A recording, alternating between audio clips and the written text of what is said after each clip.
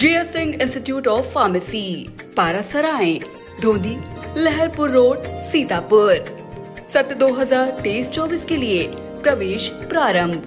D pharm, B pharm, PG diploma in journalism and mass communication, PG diploma in computer application.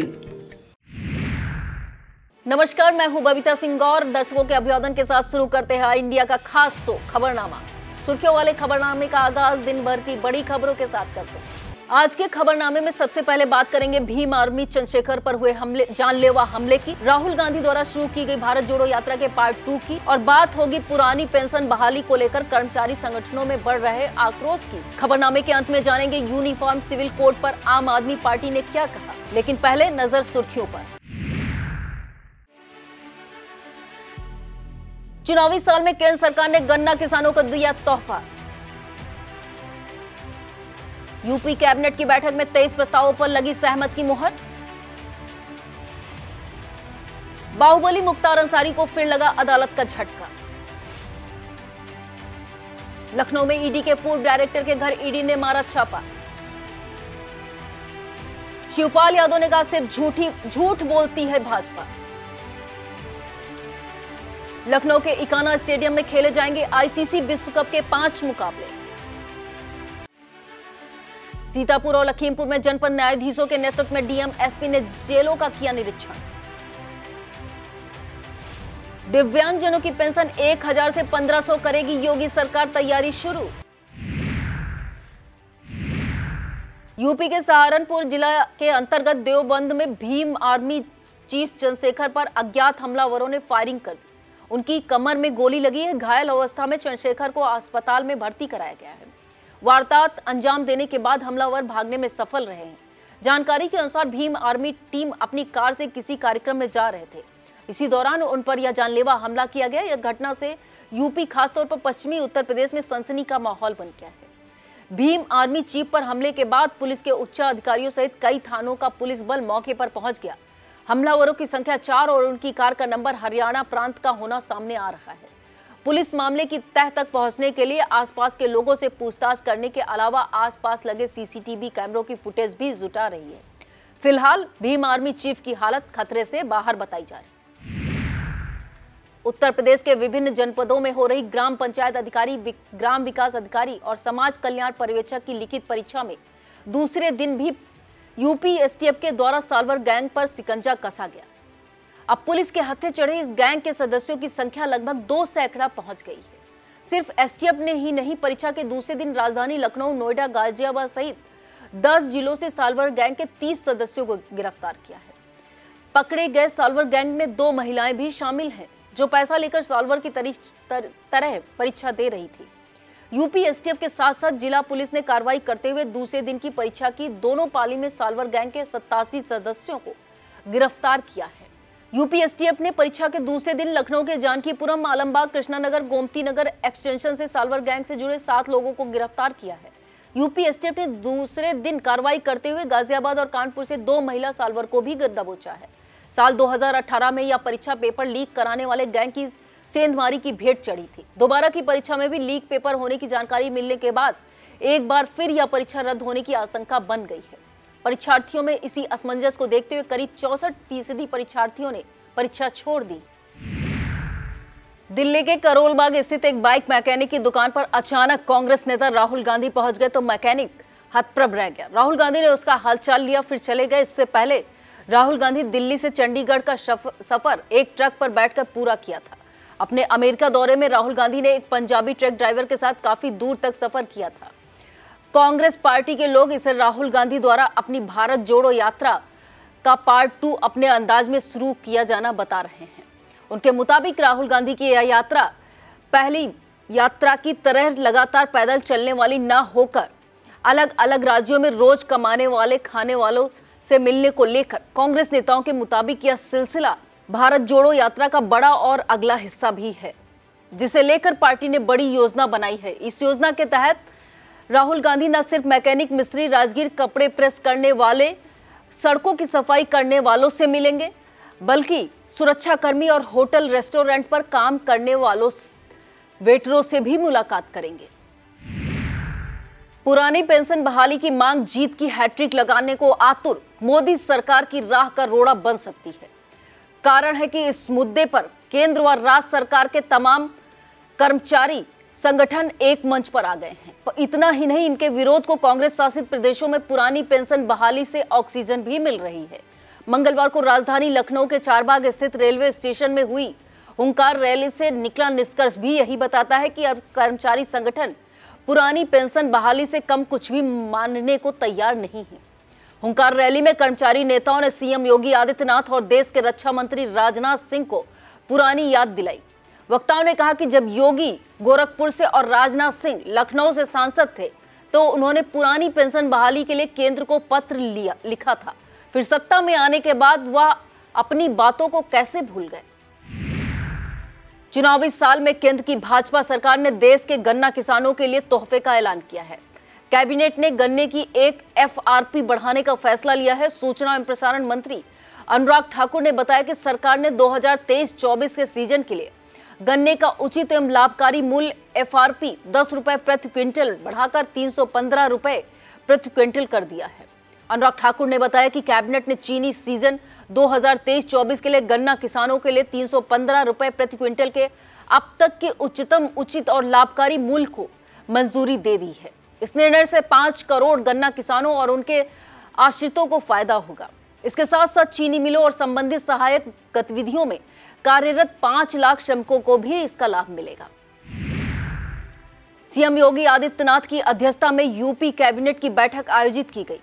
लोक भवन में आयोजित हुई इस बैठक में कुल 23 प्रस्तावों पर सहमति की मोहर लग गई है। इस बैठक के प्रमुख बिंदुओं के अनुसार नई टाउनशिप स्थापना नीति का प्रस्ताव पास हुआ है, जिसके अंतर्गत छोटे शहरों में निजी क्षेत्र के सहयोग से छोटी छोटी कॉलोनियां बनाई जाएंगी। उत्तर प्रदेश निजी विश्वविद्यालय अधिनियम 2019 के तहत अयोध्या में महर्षि महेश योगी रामायण विश्वविद्यालय की स्थापना को मंजूरी मिल गई है। 29 जून को व्यापारी कल्याण दिवस मनाए जाने का प्रस्ताव पास किया गया। जगत गुरु रामभद्राचार्य विकलांग विश्वविद्यालय चित्रकूट को उत्तर प्रदेश जगत गुरु रामभद्राचार्य विकलांग राज्य विश्वविद्यालय करने का प्रस्ताव पास किया गया है। जगत गुरु रामभद्राचार्य उस विश्वविद्यालय के आजीवन कुलाधिपति रहेंगे। उनके बाद यह दायित्व राज्यपाल के पास चला जाएगा। कैबिनेट बैठक में आगरा और मथुरा में हेलीकॉप्टर सेवा शुरू किए जाने के साथ मथुरा चीनी मिल फिर से चलाए जाने का प्रस्ताव भी पास किया गया है। इसी के साथ 2023 के वृक्षारोपण अभियान में प्रदेश में 35 करोड़ वृक्ष रोपित किए जाने का प्रस्ताव पास किया गया है। बाहुबली मुख्तार अंसारी को एक के बाद एक लगातार झटके लग रहे हैं। अब बाराबंकी के अपर जिला जज अनिल कुमार शुक्ला ने मुख्तार अंसारी और अन्य 7 आरोपियों की ओर से दाखिल रिवीजन याचिका प्रारंभिक सुनवाई के दौरान ही खारिज कर दी है। यह पुनर्विचार याचिका बहुचर्चित फर्जी एम्बुलेंस और गैंगस्टर मामले में एसीजेएम कोर्ट से तय आरोपों के विरोध में दाखिल की गई थी। कोर्ट ने याचिका खारिज करते हुए कहा कि यह मामला सुनवाई के लायक ही नहीं है। बता दें कि 12 साथियों सहित माफिया मुख्तार अंसारी पर बाराबंकी की एसीजेएम और एमपी एमएलए कोर्ट में फर्जी दस्तावेजों के आधार पर एम्बुलेंस रजिस्टर्ड कराने और गैंगस्टर के साथ मामले में सुनवाई चल रही है। बता दें कि डॉक्टर अलका राय के नाम से उनके फर्जी पते पर एक एम्बुलेंस बाराबंकी एआरटीओ ऑफिस में रजिस्टर्ड कराई गई थी। मुख्तार अंसारी पंजाब की रोपड़ जेल में रहते हुए जेल से अदालत तक आने जाने में इसी का इस्तेमाल करता था। उधर मुख्तार अंसारी के वकील रणधीर सुमन ने हाईकोर्ट में अपील करने की बात कही है। कानपुर में इनकम टैक्स द्वारा की गई छापेमारी में मिली पेन ड्राइव से अरबों रुपए का खेल सामने आ रहा है। पता चला कि कानपुर के सबसे बड़े औद्योगिक घराने से मिलकर जमीनों में काली कमाई खपाई जा रही थी। इसमें औद्योगिक घराने में मामूली सा कर्मचारी पूरे खेल का मास्टरमाइंड पाया गया। बताते हैं यह कर्मचारी बुलियन कारोबारी के साथ मिलकर कुछ सालों में ही अरबपति बन गया है। संजीव झुंझुनवाला को काली कमाई खपाने के खेल में सबसे बड़ा खिलाड़ी पाया गया है। आयकर सूत्रों के अनुसार पेन ड्राइव में 2 दर्जन से ज्यादा कारोबारियों के लेन देन का हिसाब किताब मिला है। अग्रवाल बंधु और झुंझुनवाला के बीच कई संदिग्ध लेन देन की डिटेल भी पाई गई है। काली कमाई का पैसा खपाने के लिए कालपी रोड पर औद्योगिक घराने की जमीन पर 10,000 करोड़ का कॉम्प्लेक्स खड़ा करने की तैयारी की जा रही थी।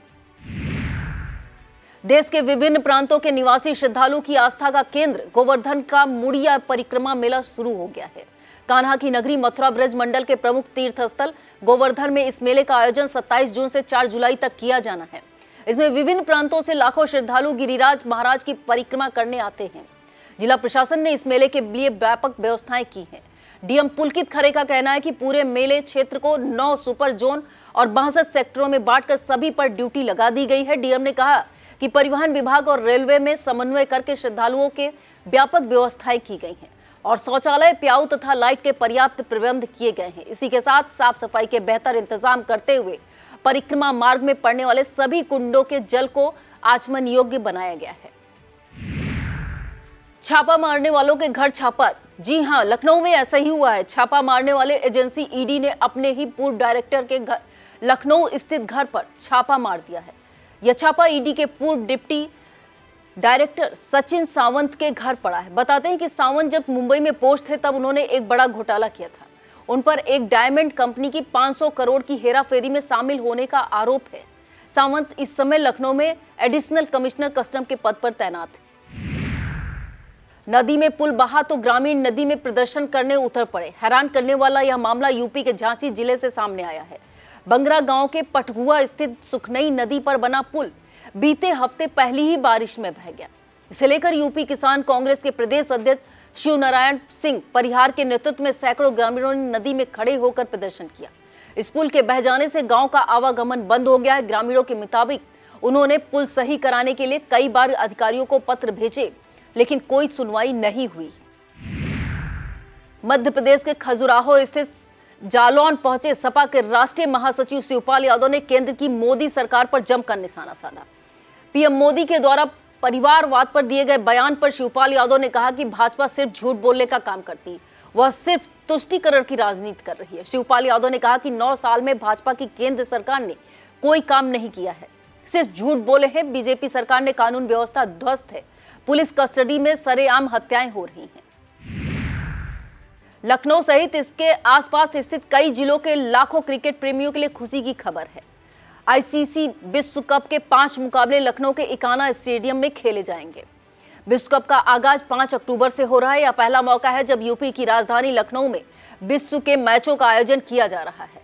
आईसीसी द्वारा जारी शेड्यूल के अनुसार इकाना स्टेडियम में पहला मैच 13 अक्टूबर को ऑस्ट्रेलिया बनाम साउथ अफ्रीका खेला जाएगा।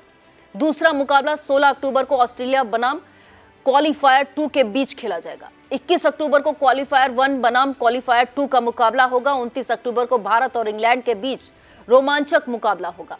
वहीं 3 नवंबर को क्वालीफायर बनाम अफगानिस्तान का मुकाबला खेला जाएगा। समाजवादी पार्टी के फायर ब्रांड नेता स्वामी प्रसाद मौर्य ने एक बार फिर भाजपा पर जमकर हमला बोला। मौर्य ने कहा कि बीजेपी ने बच्चों के मुंह का निवाला तक छीन लिया है। देश को लूटकर अडानी अंबानी की तिजोरी भर रहे हैं। बीजेपी सरकार ने देश के नौजवानों के साथ धोखा किया है। मौर्य ने कहा कि देश का आम नागरिक महंगाई की आग में झुलस रहा है। डीजल और पेट्रोल 100 के पार है, जबकि गैस सिलेंडर की कीमत 250 से 1200 रुपए। ऐसे हाल में आगामी 2024 लोकसभा चुनाव में भाजपा की विदाई तय है। अक्सर अपने तीखे बयानों के लिए चर्चित सपा नेता और मुरादाबाद से सांसद डॉक्टर एसटी हसन ने एक बार फिर मोदी और योगी पर निशाना साधा है। यूपी के सीएम योगी आदित्यनाथ द्वारा अवैध धर्मांतरण को लेकर दिए गए बयान का हवाला देते हुए सपा सांसद ने कहा कि अवैध धर्मांतरण का मुद्दा हो या समान नागरिक संहिता कानून का मुद्दा, यह मुद्दे 2024 में वोटों का कोई ध्रुवीकरण नहीं कर पाएंगे और इनसे भाजपा का कोई फायदा नहीं होने वाला। समान नागरिक संहिता को लेकर नरेंद्र मोदी द्वारा दिए गए बयान पर सपा सांसद ने कहा कि भाजपा और प्रधानमंत्री समान नागरिक संहिता कानून, 3 तलाक, सीए और अवैध धर्मांतरण जैसे मुद्दे उछालकर 2024 के चुनाव में ध्रुवीकरण करना चाहते हैं। लेकिन अब हिंदू भाई भी समझ चुके हैं कि इससे उन्हें कोई फायदा नहीं, इसलिए इस बार भाजपा की नैया डूबने जा रही है। यूपी की योगी आदित्यनाथ सरकार ने निराश्रित दिव्यांगजनों को बड़ी सौगात देने की तैयारी शुरू कर दी है। इसके तहत दिव्यांग भरण पोषण अनुदान योजना के तहत लाभार्थियों को प्रतिमाह मिलने वाली 1000 रुपए की धनराशि को बढ़ाकर 1500 रुपए करने का प्रस्ताव किया जा रहा है। दिव्यांग सशक्तिकरण और पिछड़ा वर्ग कल्याण राज्य मंत्री नरेंद्र कश्यप ने विभागीय बैठक में इसकी घोषणा कर दी है। मंत्री ने बताया कि कौशल विकास के बाद दिव्यांगजनों को ऋण भी उपलब्ध कराया जाएगा। विवादों में चल रही फिल्म आदिपुरुष के विरुद्ध दाखिल 2 याचिकाओं की सुनवाई करते हुए हाईकोर्ट की लखनऊ बेंच ने बेहद तल्ख टिप्पणी की है। हाईकोर्ट ने कहा कि हिंदू सहिष्णु और हर बार उनकी सहनशीलता की परीक्षा ली जाती है और उन्हें दबाना सही है क्या? मौखिक टिप्पणी करते हुए हाईकोर्ट ने कहा कि यह तो अच्छा है कि मौजूदा विवाद एक ऐसे धर्म के बारे में है जिसके मानने वाले कहीं पब्लिक ऑर्डर डिस्टर्ब नहीं किया।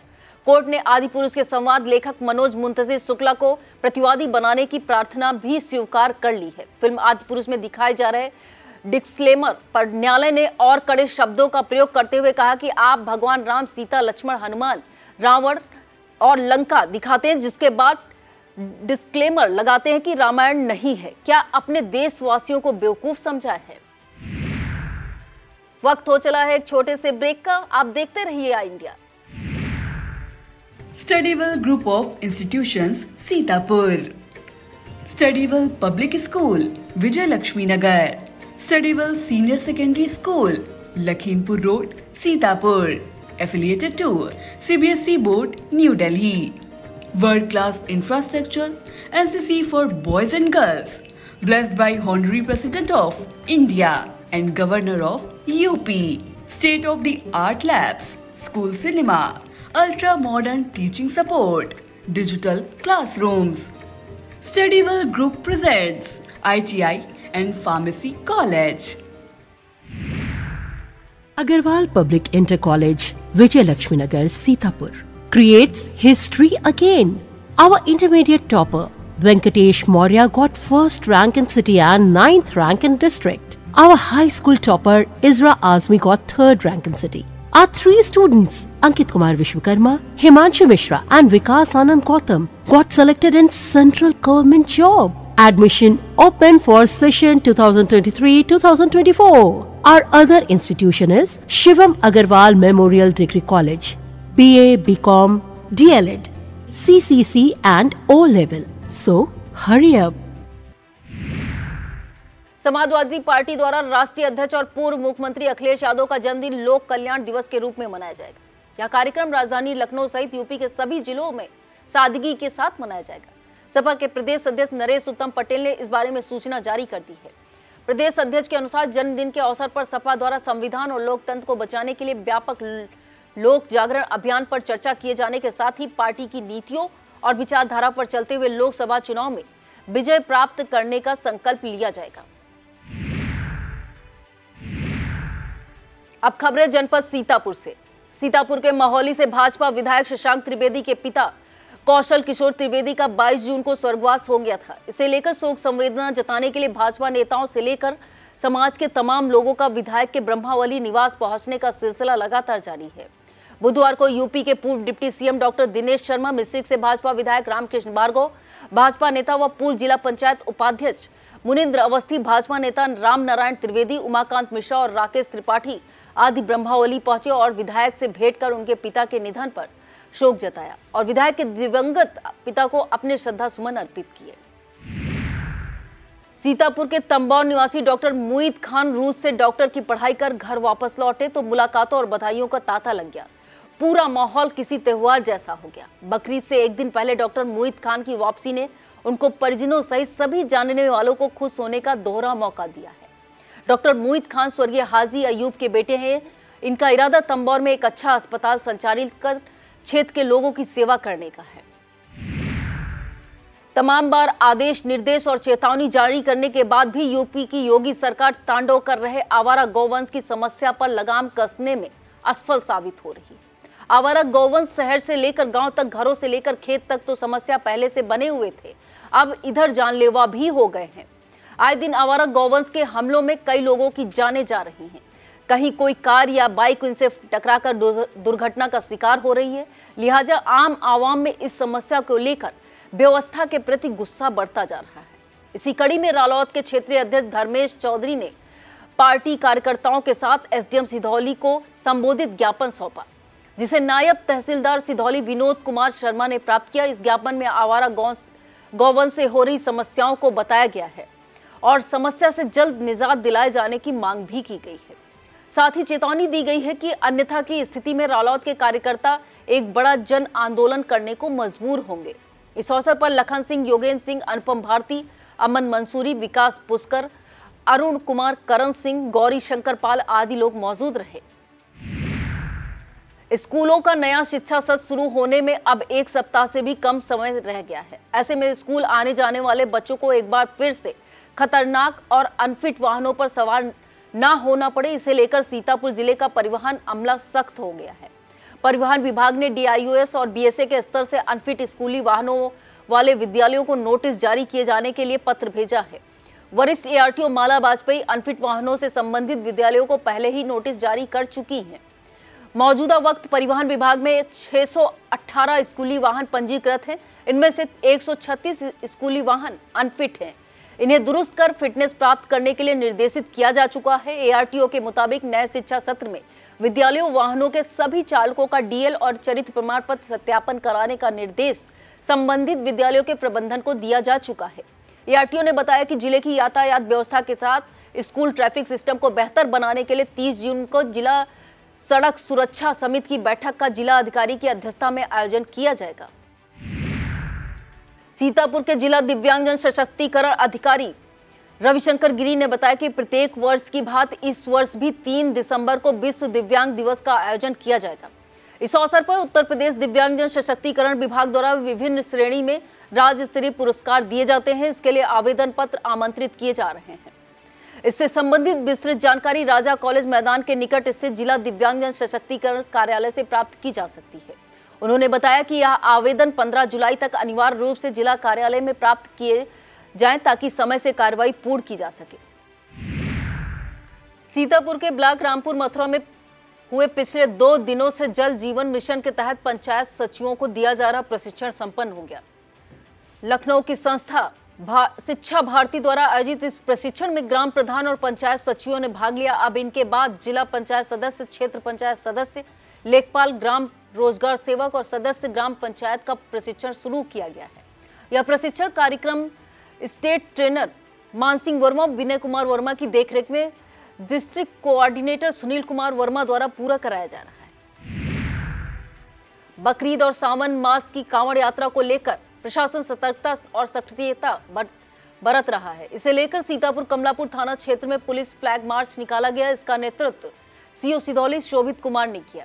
फ्लैग मार्च कमलापुर थाने से निकलकर कस्बा कमलापुर, जलालपुर, मास्टरबाग, सुरैचा व क्षेत्र के विभिन्न मार्ग पर फ्लैग मार्च निकाला गया। फ्लैग मार्च का नेतृत्व कर रहे CO सिधौली सुधीर कुमार ने बताया कांवड़ यात्रा बकरीद पर्व के मद्देनजर फ्लैग मार्च निकाला गया है। उन्होंने बताया कि फ्लैग मार्च के माध्यम से आम जनमानस से अपील की गई शांतिपूर्ण व भयमुक्त वातावरण में पर्व मनाएं। कांवड़ यात्रा को शांतिपूर्वक संपन्न कराने के लिए SDM सिधौली राखी वर्मा ने बैठक की। छोटा पतारा स्थित प्रसिद्ध शिव मंदिर नागेश्वर धाम में आयोजित बैठक में विभागीय अधिकारियों के साथ पुलिस व मंदिर समिति के सदस्य मौजूद रहे। बैठक में समिति के सदस्यों ने बताया कि सावन के पहले सोमवार को काफी संख्या में श्रद्धालु जलाभिषेक करने पहुंचेंगे। ऐसे में मंदिर मार्ग पर साफ सफाई, पीने का पानी व सड़कों पर छिड़काव आदि की व्यवस्था होनी चाहिए, जिस पर SDM ने खंड विकास अधिकारी कसमंडा को सफाई के लिए सफाई कर्मियों को तैनात करने व पानी आदि की व्यवस्था कराने के निर्देश दिए। वहीं SDM ने क्षेत्राधिकारी सिधौली शोभित कुमार को भी सावन के पहले सोमवार को मंदिर मार्गों पर पुलिस गश्त व मंदिर के बाहर महिला व पुलिस कर्मियों को तैनात करने के निर्देश दिए हैं।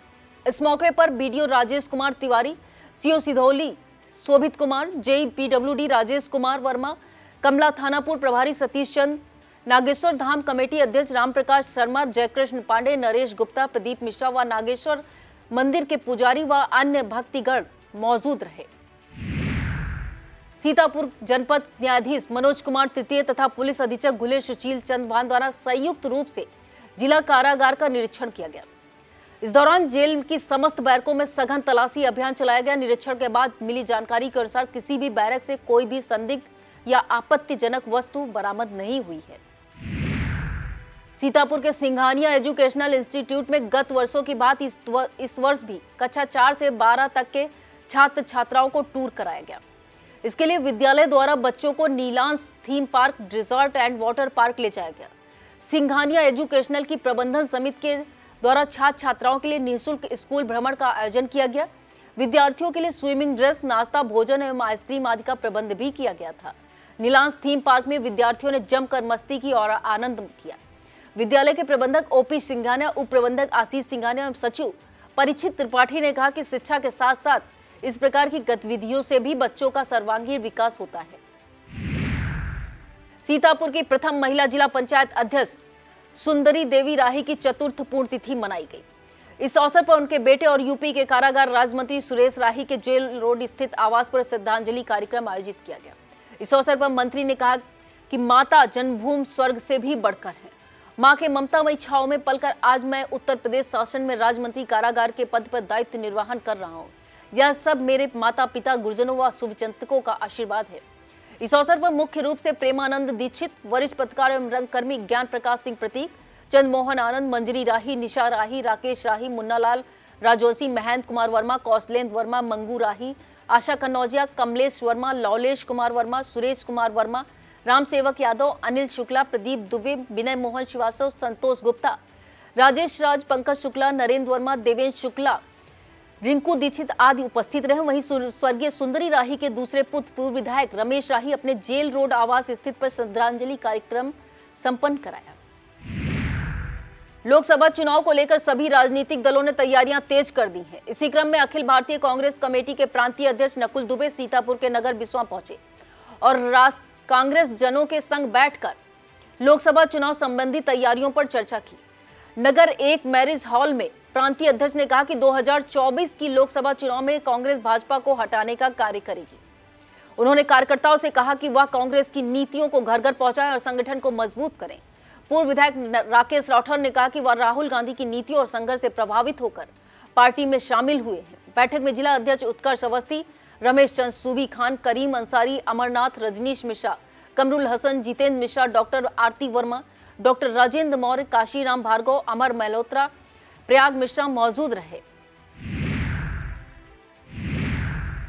अब खबरें जनपद लखीमपुर खीरी से। लखीमपुर के जनपद न्यायाधीश लक्ष्मीकांत शुक्ला ने डीएम महेंद्र बहादुर सिंह व पुलिस अधीक्षक गणेश प्रसाद साहा के साथ जिला कारागार का संयुक्त रूप से निरीक्षण किया। व्यवस्थाएं जानी। उन्होंने कारागार प्रशासन की ओर से बंदियों को मुहैया कराई जा रही सुविधाओं व कारागार की साफ सफाई आदि का जायजा लिया। निरीक्षण के दौरान कोई भी प्रतिकूल तथ्य और न ही कैदियों की ओर से कोई शिकायत सामने आई। निरीक्षण के दौरान जिला जज, डीएम, एसपी ने बंदियों का हालचाल जाना एवं खाने पीने के बारे में जानकारी प्राप्त की। उन्होंने विभिन्न बैरकों में जाकर बंदियों से मूलभूत सुविधाएं एवं व्यवस्थाओं की जानकारी ली। उच्च अधिकारियों ने पाकशाला, कारागार, अस्पताल, महिला एवं बाल बैरक सहित अन्य बैरकों का जायजा लिया। इस दौरान मुख्य न्यायिक मजिस्ट्रेट अशोक कुमार, अपर पुलिस अधीक्षक नेपाल सिंह, पुलिस क्षेत्राधिकारी सदर संदीप सिंह, प्रभारी जेल अधीक्षक jailer Pankaj Singh, deputy jailer Sunil Kumar, Ajay Kumar Singh, Rajendra Kumari, चिकित्सक डॉक्टर दीपांकर रावत मौजूद रहे। लखीमपुर शहर के प्रतिष्ठित व्यवसायी और भारत विकास परिषद के सदस्य श्यामजी गुप्ता के गोपाल ट्रांसपोर्ट में सामान से भरे ट्रक में अचानक आग लग गई। आग बिजली के तारों से लगी। यह घटना संकटा देवी पुलिस चौकी क्षेत्र के अंतर्गत आने वाले हरिजन बस्ती में बीती रात हुई। आसपास के लोगों ने प्रयास कर आग को बुझाया। इस बीच कुछ लोगों ने फायर ब्रिगेड को फोन किया, लेकिन नंबर नहीं मिला। आग इतनी भीषण थी कि इसे बुझाने के प्रयास में श्यामू गुप्ता के छोटे भाई का हाथ और पैर भी जल गया और कुछ देर में ट्रक में भरा लाखों का माल जलकर राख हो गया। कुछ घंटों की मेहनत के बाद जैसे तैसे आग पर काबू पाया गया। लखीमपुर जिला का काफी बड़ा इलाका भारत नेपाल सीमा पर स्थित होने के कारण अवैध मदरसे एवं धर्मांतरण के मामलों को एसएसबी और स्थानीय पुलिस काफी गंभीरता से लेती है। फिर भी कोई ना कोई मामला विवाद का विषय बन जाता है। ऐसा ही धर्मांतरण का एक मामला संपूर्ण नगर थाना क्षेत्र के कृष्णा नगर से सामने आया है, जिसको लेकर हिंदू संगठनों में काफी आक्रोश है। हिंदू संगठनों ने प्रशासन को चेतावनी दी है कि अगर इस मामले में कठोरतम कार्रवाई न हुई तो जबरदस्त आंदोलन किया जाएगा। संपूर्ण नगर क्षेत्र में इस धर्मांतरण मामले का वीडियो सोशल मीडिया पर जमकर वायरल हो रहा है।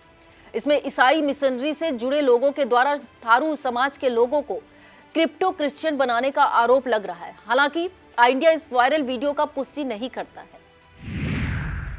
एसपी खीरी गणेश प्रसाद साहा द्वारा थाना हैदराबाद में पुलिस चौकी ढखवा के नवनिर्मित भवन का उद्घाटन किया गया। साथ ही थाना हैदराबाद के बाउंड्री वॉल का भी उद्घाटन किया गया। इस पर एसपी ने अपराधी रजिस्टर, त्योहार रजिस्टर का अवलोकन किया। एसपी ने अपने संबोधन में समस्त क्षेत्रीय संभ्रांत व्यक्तियों एवं स्थानीय जनता को उनके सहयोग के लिए धन्यवाद व्यक्त किया। इस दौरान आरक्षी अरविंद कुमार को अच्छी कार्यशैली एवं आम जनता से अच्छे व्यवहार के लिए पुरस्कृत भी किया गया। इस मौके पर सीओ मोहम्मदी अरविंद कुमार वर्मा, प्रभारी निरीक्षक थाना हैदराबाद बलवंत कुमार शाही, पुलिस चौकी प्रभारी दुर्वेश कुमार गंगवार व अन्य अधिकारी, कर्मचारी और संभ्रांतगण मौजूद रहे। जनपद खीरी में बृहद वृक्षारोपण अभियान के अंतर्गत वृक्षों का वृक्षारोपण होना शुरू हो गया है। इसी क्रम में मितौली के एसडीएम विनीत कुमार उपाध्याय के निर्देशन में डीसीएम श्रीराम फाउंडेशन ने कारपोरेट सामाजिक दायित्व के अंतर्गत वृक्षारोपण किया। इसके लिए मितौली ब्लॉक की ग्राम सभा तेंदुआ मजरा लोहाना स्थित गौशाला में पौधे लगाए गए। इस गौशाला में 4000 पौधे लगाए जाने हैं। पुलिस अधीक्षक खीरी गणेश प्रसाद साहा के निर्देशन में एमसीओ ट्रैफिक और यातायात पुलिस द्वारा यातायात जागरूकता अभियान चलाया गया। इसका आयोजन इंडियन ऑयल के गैस प्लांट में हुआ। इस अभियान में गैस टैंकर चालकों को ऑन रोड सेफ्टी के बारे में बताया गया। इसके साथ ही यातायात से जुड़े तमाम संकेतों के बारे में भी जानकारी दी गई। अब अंत में बात करेंगे आम आदमी पार्टी द्वारा समान नागरिक संहिता के मुद्दे पर दी गई नरम प्रतिक्रिया की। आम आदमी पार्टी ने समान नागरिक संहिता के मुद्दे पर अपने पत्ते नहीं खोले, यानी एक तरफ पार्टी ने समर्थन का इरादा जताया, वहीं दूसरी तरफ इसे लेकर सभी धर्मों से चर्चा के बाद आम सहमति बनाने पर भी जोर दिया है। यूपी के प्रयागराज पहुंचे आपके राज्यसभा सांसद संजय सिंह ने यूनिफॉर्म सिविल कोड पर अपनी प्रतिक्रिया देते हुए कहा कि उनकी पार्टी इसका समर्थन करना चाहती है, लेकिन इसको लेकर प्रधानमंत्री नरेंद्र मोदी ने देश के सामने कोई ड्राफ्ट नहीं रखा है। बीजेपी का मकसद इसे पास कराना नहीं है, बल्कि इसे मुद्दे पर केवल सियासत करना है, क्योंकि अगर बीजेपी को इसे लागू कराना होता तो 9 साल से वो सो नहीं रही होती। दूसरी तरफ आम आदमी पार्टी के नेता संदीप पाठक ने कहा कि सैद्धांतिक रूप से हम यूनिफॉर्म सिविल कोड का समर्थन करते हैं, संविधान भी इसका समर्थन करता है, लेकिन चूंकि यह मुद्दा सभी धर्म संप्रदाय से जुड़ा है, इसलिए इस पर आम सहमति बननी चाहिए। यह था आज का खबरनामा। हमें दीजिए इजाजत। नमस्कार।